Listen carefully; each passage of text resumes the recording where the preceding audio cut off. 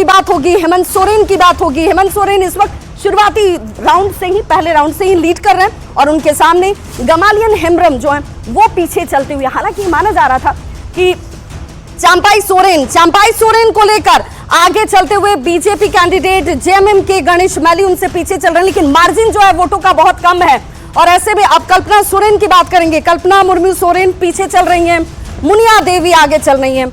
ये बीजेपी के लिए कहीं ना कहीं तरीके से बीजेपी का बहुत पॉजिटिव पॉइंट नजर आता है। अमर कुमार बावरी पीछे चलते हुए, नेता प्रतिपक्ष देख लीजिए, जेएमएम कैंडिडेट उमाकांत रजक से वो इस वक्त पीछे चल रहे हैं और जो वोटों की संख्या है वो अब बड़ी होती जा रही है। इसीलिए माना जा रहा है चंपाई सोरेन के बेटे बाबूलाल सोरेन वो भी पीछे चल रहे हैं रामदास सोरेन से, जेएमएम के कैंडिडेट रामदास सोरेन से वो भी इस वक्त पीछे चलते हुए। और ऐसे में सरयू राय जो कि जेडीयू में शामिल हुए, सरयू राय इस वक्त लीड कर रहे हैं और शुरुआत से लीड कर रहे हैं। बन्ना गुप्ता उनके सामने क्या चुनौती नहीं पेश कर पाए। उन्होंने कहा था कि भाई हमें बहुत ज्यादा चिंता नहीं है। सुदेश महतो की भी बात करेंगे, सुदेश महतो पीछे चल रहे हैं। सुदेश महतो क्यों पीछे चल रहे हैं ये भी बड़ा सवाल। साथ ही साथ चंद्रेश्वर प्रसाद सिंह आगे चलते हुए, महुआ माझी पीछे चल रही हैं। और देखिए उपचुनाव की भी बात होगी। तरारी आपको बिहार लिए चलेंगे, तरारी में काउंटिंग और जहां पर सबसे पहले पोस्टल बैलेट की गिनती जो है वो शुरू हुई। सबसे पहले प्रशासन की ओर से अभी ये बोला गया है कि स्ट्रांग रूम, जिस स्ट्रांग रूम में तमाम चीजें व्यवस्थित होती हैं उसकी भी चर्चा हम करेंगे। लेकिन जरा इस संख्या बल को भी देखते चलिए। ये संख्या, ये आंकड़े अपने आप में बहुत कुछ कहते हैं। उपचुनाव का आदेश क्या है? तरारी विधानसभा उपचुनाव की बात करेंगे। 4 सीटें बिहार की, जहां महागठबंधन प्रत्याशी राजू यादव जो हैं इस वक्त उनके नाम को लेकर रिकॉर्ड हुआ है। राजू यादव के नाम पर जीत की औपचारिक घोषणा हालांकि बाकी है।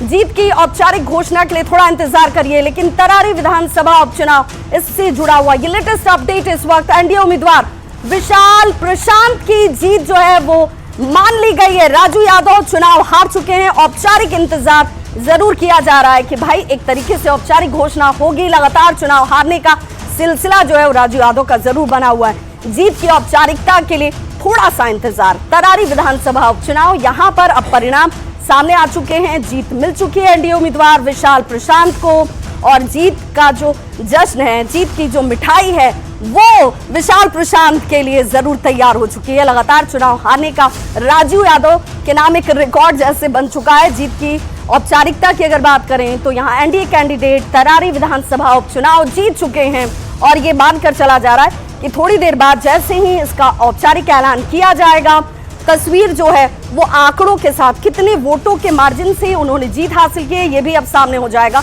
लेकिन इस वक्त की बड़ी खबर ये कि बिहार विधानसभा उपचुनाव में तरारी विधानसभा सीट को लेकर आंकड़े जीत के तौर पर सामने आ चुके हैं और ये बहुत महत्वपूर्ण है। आपको ये भी दिखाएं और ये बताएं कि झारखंड की जब हम बात करेंगे